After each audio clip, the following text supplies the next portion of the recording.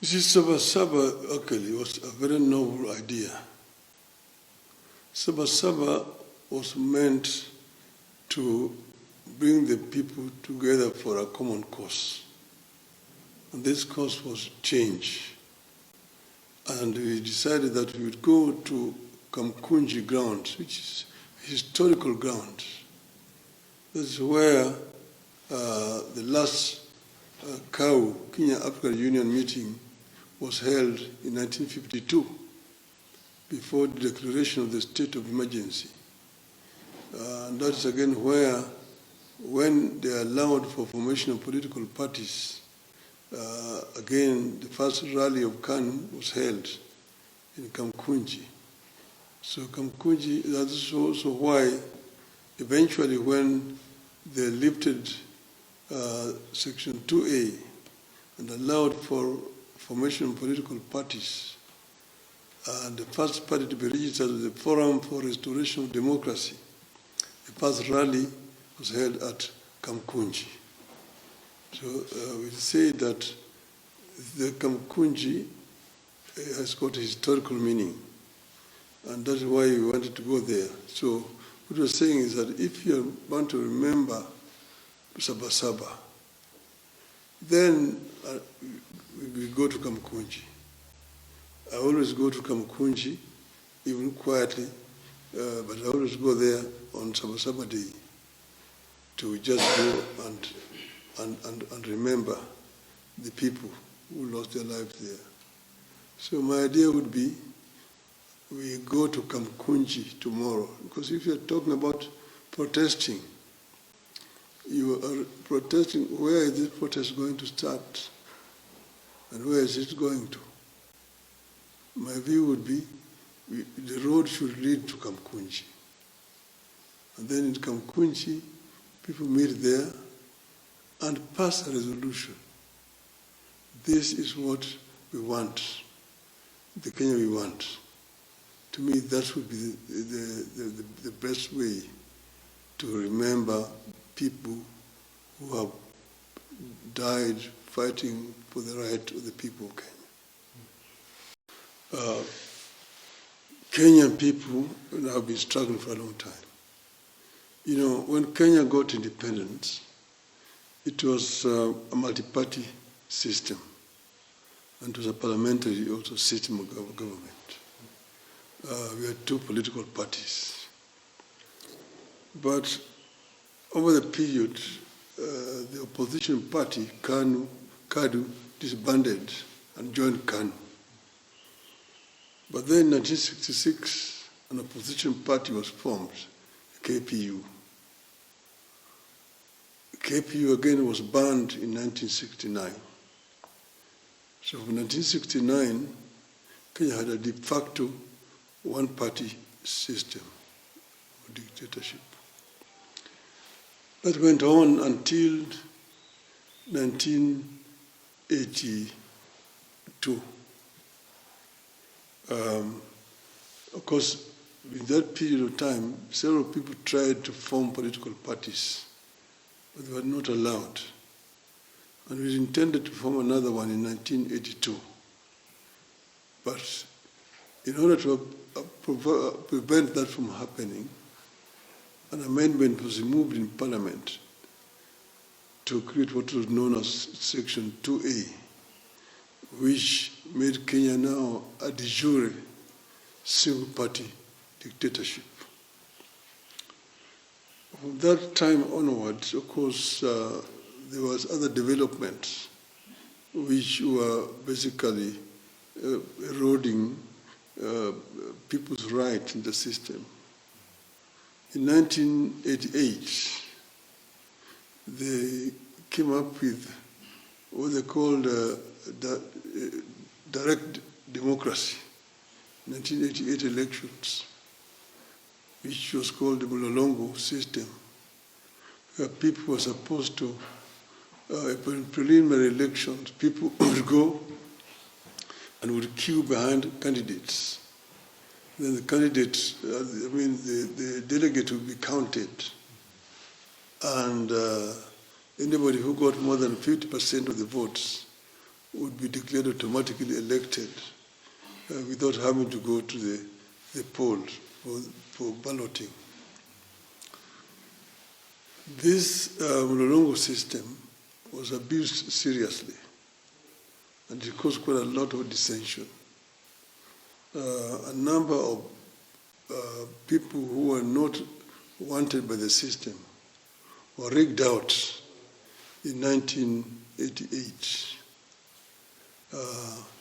But that actually, I just wanted to go back to that after the amendment of 1982, that made the country a single-party dictatorship. Kenyans were now left without any option. And that's when there was the coup attempt of 1982, which resulted in a lot of repressions at that time. And also a number of people had been detained, some of them before and others after. There were detentions without trial. Several people were detained, people like Maina Kinyati, Kuigwa Mwere, Joja Nyona, William Tunga, Katama Mkangi, several of them had been detained. A number of them from University of Nairobi, like Mkaru Nganga, Professor Edward Oyugi, and so on.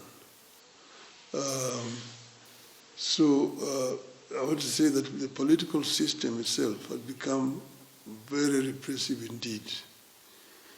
So after the elections of 1988, come now 1980, the people had had enough. And one of those people who had been rigged, or some of those who had been rigged, was late Kenneth Matiba and Charles Robia. Now in 1988, now in May 1990, to be exact, I think it was 2nd of May 1990, Kenneth Matiba and Charles Robia issued a they addressed a press conference in which they said that Kenya was now ripe for multipartyism, and that they wanted to ask the Kenyans to go and express themselves, see if they want multipartyism or they don't want multipartyism. They proposed a rally at Kamkunji grounds, the historic Kamkunji grounds, to be held on the 7th of July. 7th of July, this is 1990. So after that press conference, there was, of course, an orchestration of condemnation from the system. These were tribalists, anarchists, who want to create chaos in the country. Kenyans do not want multipartyism. Kenyans are against multipartyism and so on. So this was orchestrated by the KANU machinery, which was then very powerful. I had myself just been released from my 3rd detention at that time. Me and Kenneth Matiba had been friends for a long time. We used to manage soccer together in the early 70s. So Matiba then came to look for me in my office. And he told me that the way things are going, these people are likely to detain us. So at this stage, the only person who can save us is Jaramogi, if he can speak. And I want you to link us with Jaramogi, which I dutifully did, and I made arrangement for the meeting between Matiba and Jaramogi.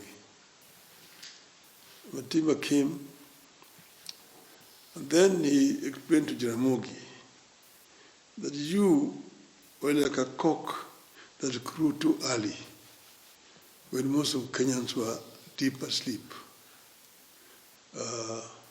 But now Kenyans are awake, and they are ready for what you had wanted. And we want you to be there and lead us, and we will be supporting you to go and challenge this government. Jaramogi asked him to bring his friend, Charles Rubia. So they came the following day with Rubia. And Jaramogi was with Oneko and Lukobok. They talked, and eventually they agreed that we would form a movement going forward to pressure for the formation of, for the repeal of Section 2A. After that meeting, that night, a contingent of, I think it was security officers, attacked Matiba's home in Riara. Matiba had gone back to Diani, where he had been staying, and they injured his wife at night. So in the morning, we were told that Ms. Matiba was in Nairobi Hospital, ICU. We were planning to go and see her when Matiba called us and said, wait for me to come so that I can receive you at the hospital, which we did. And then we went to the hospital to see Edith Matiba. Jaramogi. After that, Jaramogi addressed a press conference. That was the end of it. That day we agreed with Matiba that we would meet at his residence the following day. The following day, I went to Matiba's home in Riara, and it was just me and him, the two of us, when we talked about how to organize the people to come to Kamkunji on the 7th of July. We agreed that Matiba would use his contacts in the Matatu movement to mobilize to transport people. And I would use my soccer connection, the Gor Mahia, and also reach out to AFC to bring the people to Kamkunji. I went to Kisumu, and then when I came back, of course, time was moving. We were now nearing the July. So we were together. Matiba had the lawyers. Paul Miti was his lawyer, and Muhammad Ibrahim. My lawyer was Gibson Kamau Korea. So one day when I went to my office in the morning at Ajib House at 8 o'clock in the morning, I found police officers just standing there near the lifts. I went into the office, and then after a while I was told the police officers wanted to see me. They came and told me that they are not going to harm me. They've been sent there. Their only instructions were to ensure that Matiba and Rubia do not come to the office to see me, and that I was also not allowed to go and see them because their officers also in their offices including Muites and Kamau couriers. I told him that I don't mind Matiba, Rubia, and Muiti, but Kamau Kuria was my lawyer, the lawyer of the company for which I was working. And if I cannot see my lawyer, I cannot do business. So after calling, I was told that I could see my lawyer. I went to my lawyer and I found officers there. And but I managed to see him. I came back, but then the following day, on the 2nd of May, we had information that Rubia and Matiba had been arrested. After that, I made a statement saying that the meeting, the saba meeting would go on. Then pressure was mounting. Now on the 4th of May, officers came to my office. And this is July, sorry. On the Rubia and Matiba were arrested on the 2nd of July. And me, I was now arrested on the 4th of July. That day, they arrested Gitumu Manyara, they arrested John Khaminwa, Paul Muite managed to hide. Great Murungi was in Addis Ababa for a conference and moved from there to the US. Gibson Kamau Korea moved to the US Embassy here into hiding. And from there he was taken to the US into exile. Then now I was of course in the detention in Kamiti, but in a different block from where Matiba was, and Rubia. Then we were held now in the detention, but the people decided to move on without us. And on Saba Day, 7th of July, 1990, the people moved towards Kamkunji. There was, of course, a lot of force used by the police, shooting the unarmed civilians. And over 20 people were shot and killed. Quite a number were maimed. Of course, in detention, you would just get whispers of what was happening. But that basically was the Saba Day.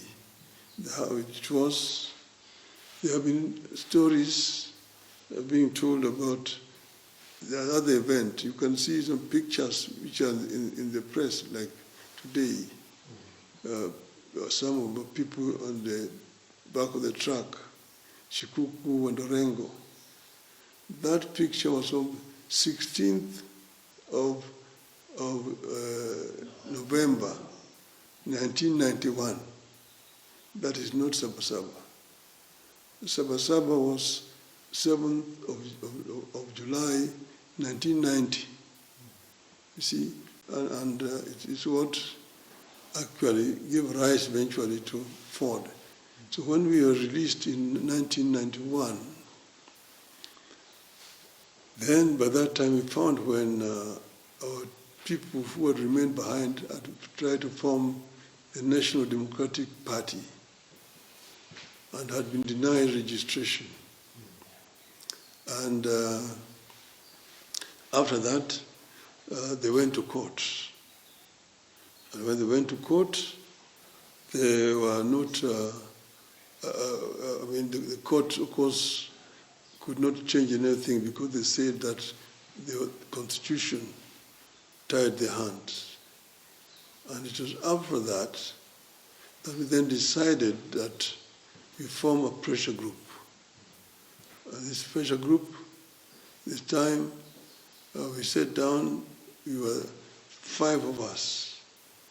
This is Paul Muite, James Orengo, Anyang Nyong'o, Juager, and myself. We were the ones who decided to form the fund. But we decided that we should not come out openly ourselves because we would just be taken to detention. We decided to bring Moi's peers, whom we argued probably he would fear to detain easily. That's how we brought in Jaramogi, brought in Martin Chikuku, Masinde Muliro, George Ndenge, Bamaris, Ahmed Bamaris, and Philip Gachoka. And we decided to form a pressure group called Forum for Restoration of Democracy. And that, the movement that now marshaled people. And when we say that we are going to go to Kamkunji again, then there was again the same pressure. And that's why I was advised that if I did not leave the country, they would harm me physically. That's the reason why I was led into exile in Norway. But we had at that time announced that we were going to go to Kamkunji. And on that day on 16th of November, our people marched into Kamkunji. And that is actually what broke the camel's back. And now, eventually, the Kanu regime crumbled and agreed to repeal Section 2A to allow for formation of other political parties. Yes. And so, from I would say that we've gained substantially because, as you know, we not only achieved the formation of other political parties. In the process, we managed to push for a new constitution. And we had a very extensive debate on the new constitution at Bomas of Kenya, which eventually ended up with the current new constitution, which I think is one of the most democratic constitutions in the world. Secondly, there's also been freedom of expression. The media is generally now much freer than it was at that time. But we have not achieved everything that we want. You can see, for example, violations of human rights still abound here. You've seen police being able to shoot people, to kill. We have not carried out reforms which should have gone with the new constitution. As you know, I've been telling people that the police we have here is a force that was created by the colonialists, and it was aimed at ruling the natives. It was not a police that was a servant of the people. It was a force. And therefore the attitude of the police was very much anti-people. So you needed a complete retraining of the police force to make them more civil in their approach to dealing with the people, which is what they did in Tanzania. And that's why the police in Tanzania are much more respectful to wananchi than they are in our country here today. And we have also seen because the economy has not performed as we would have expected, and therefore the many of our people are still deprived, are still suffering 60 years since independence. So there have been gains and there have been losses. You see, saba actually was a very noble idea. Saba was meant to bring the people together for a common cause. And this cause was change. And we decided that we would go to Kamkunji grounds, which is historical grounds. This is where the last Kenyan African Union meeting was held in 1952, before the declaration of the state of emergency. And that is again where, when they allowed for formation of political parties, again, the first rally of KANU was held in Kamkunji. So Kamkunji, that's also why eventually when they lifted Section 2A and allowed for formation of political parties, and the first party to be registered was the Forum for Restoration of Democracy. The first rally was held at Kamkunji. So we say that the Kamkunji has got a historical meaning, and that's why we wanted to go there. So what we're saying is that if you want to remember Saba, then we go to Kamkunji. I always go to Kamkunji, even quietly, but I always go there on Saba Day to just go and remember the people who lost their lives there. So my idea would be we go to Kamkunji tomorrow, because if you're talking about protesting, you are protesting, where is this protest going to start? And where is it going to? My view would be the road should lead to Kamkunji. And then in Kamkunji, people meet there and pass a resolution. This is what we want, the Kenya we want. To me, that would be the best way to remember people who have died fighting for the right of the people of Kenya.